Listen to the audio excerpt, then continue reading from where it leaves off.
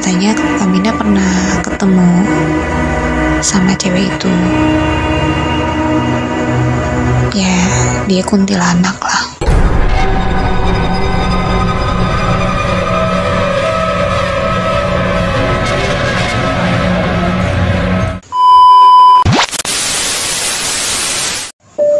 Hai, selamat malam.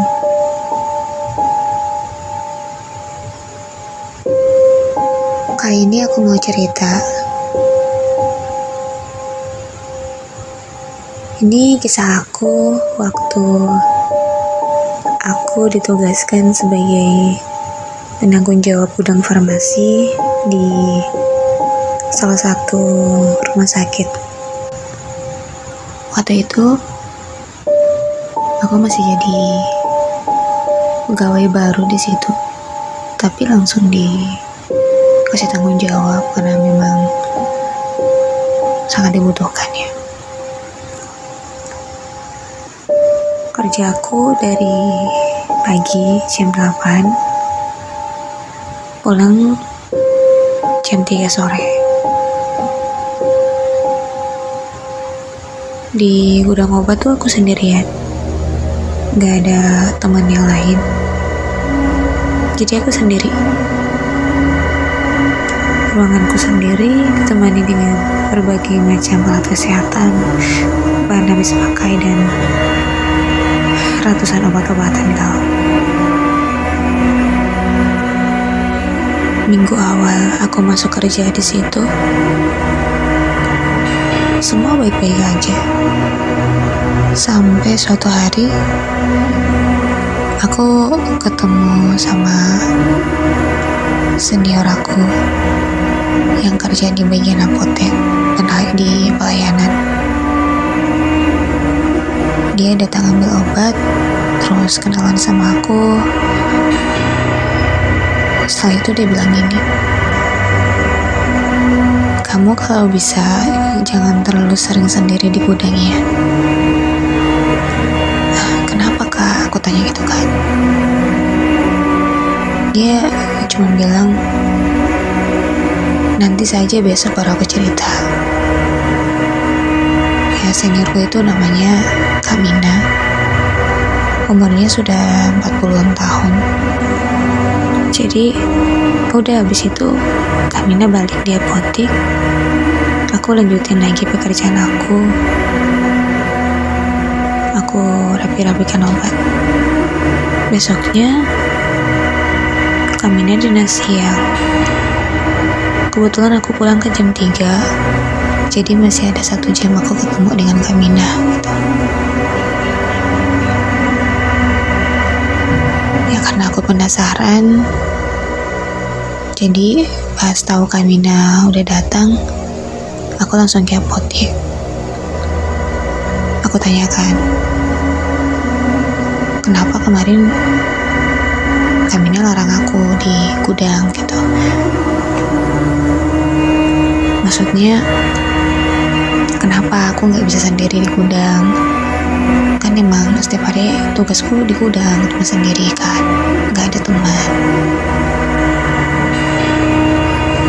Langsung Kamina bilang gini, "Kamu mau percaya atau enggak, tapi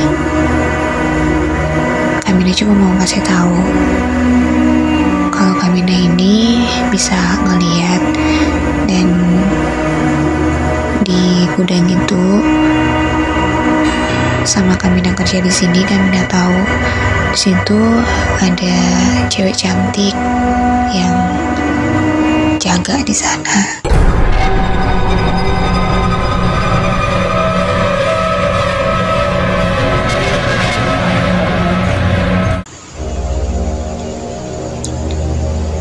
"Kamu jangan biarin gudang itu kotor, karena dia nggak suka kotor-kotor gitu."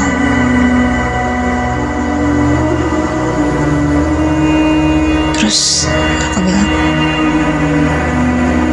"Dari mana Kamina tahu?" Katanya Kamina pernah ketemu sama cewek itu. Ya, dia kuntilanak lah.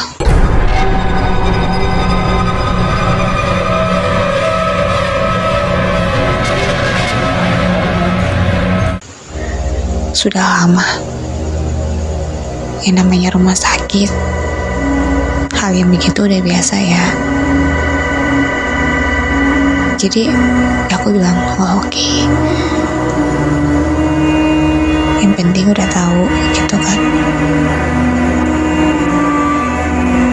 Dari situ aku langsung bilang ke direktur rumah sakit kalau aku mau bersih-bersih di gudang, mau rapihin lagi di tempat-tempat obat-obatnya, aku mau kasih perbaiki lagi karena memang sudah lama nggak ada penanggung jawab ya, jadi agak kotor gitu. Jadi mungkin ada banyak berkas-berkas atau alat-alat yang sudah nggak digunakan akan dikeluarkan dari gudang ini gitu.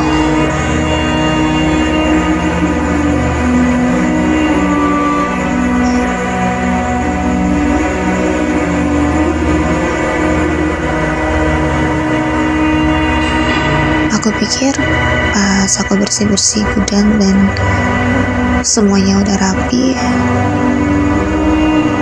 pasti ya si cewek cantik itu juga kan senang ya, katanya dia nggak suka kotor. Ternyata Kak Mina tuh mimpi. Dia mimpi katanya ada yang marah-marah rumahnya dibongkar. Ternyata dia nggak suka. Mungkin bukan nggak suka karena sudah bersih, tapi aku karena orang baru di situ dan langsung bongkar aja gitu. Ya bisa jadi dia marah gara-gara itu. Mulai dari itu, setiap pagi, setiap aku datang kerja, masuk ruangan, aku salam. Terus aku bilang, ya aku cerita sendiri aja sih, nggak ada orang kan di situ. Aku bilang aja, niat aku datang di sini, di ruangan ini, aku mau kerja. Aku sendiri. Kalau kamu lihat aku di sini, kamu nemenin aku juga nggak apa-apa. Aku tahu kamu ada kok. Kamu udah lama di sini, rumahmu kan di sini. Aku izin kerja gitu. Tapi tolong jangan diganggu karena dunia kita beda. Ya udah aku kayak bicara aja sendiri gitu. Alhamdulillah sampai selesai aku kerja di situ, aku nggak pernah mimpi yang aneh-aneh. Tapi kalau kejadian aneh iya.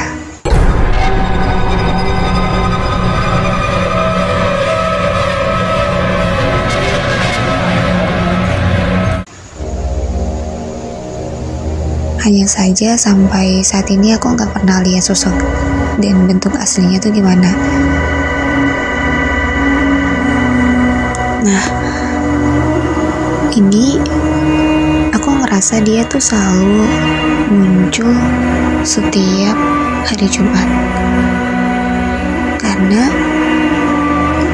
pernah, dan ini sering sekali kalau hari Jumat jam 1 atau jam 2 siang itu pintu gudang tuh bisa tutup sendiri. Aku pernah lihat kuncinya itu bisa gerak sendiri.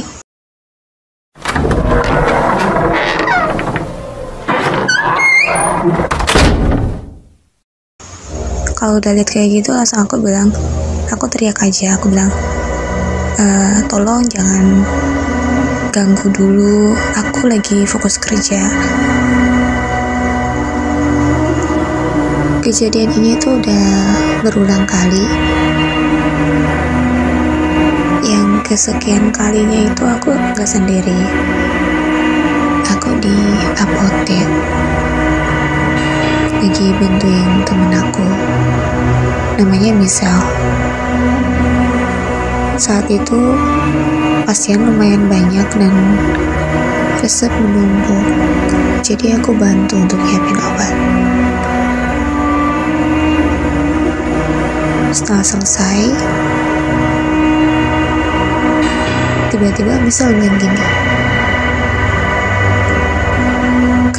Kak coba dengar nggak? Apa? Aku bilang kan, ada orang yang nangis. Oh ya? Aku tanya lagi, soalnya aku nggak dengar. Iya, coba diam dulu, coba diam. Iya, aku dengar. Aku mulai dengar sih emang ada suara orang yang nangis. Kayak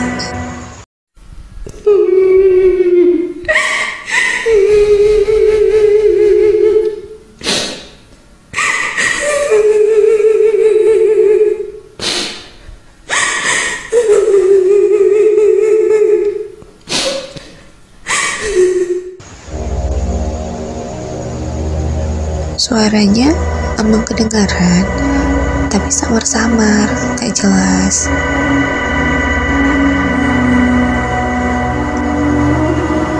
Aku bilang ke Michelle, ini kayaknya suara dari pasien atau keluarga pasien. Ada pasien yang meninggal kah?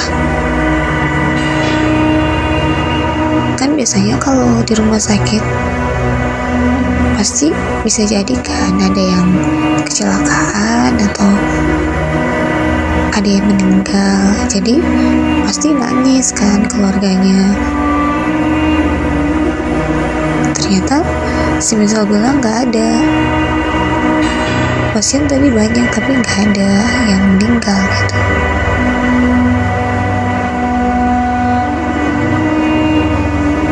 Tiba-tiba jendela tuh langsung tutup.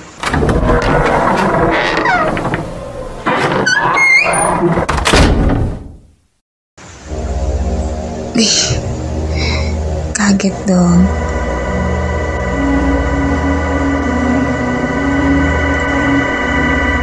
Misalnya itu apa? Angin kan? Cuaca bagus gak di luar? Ini jam 1 siang loh. Tiba-tiba kunci pintu gudang tuh gerak lagi sendiri.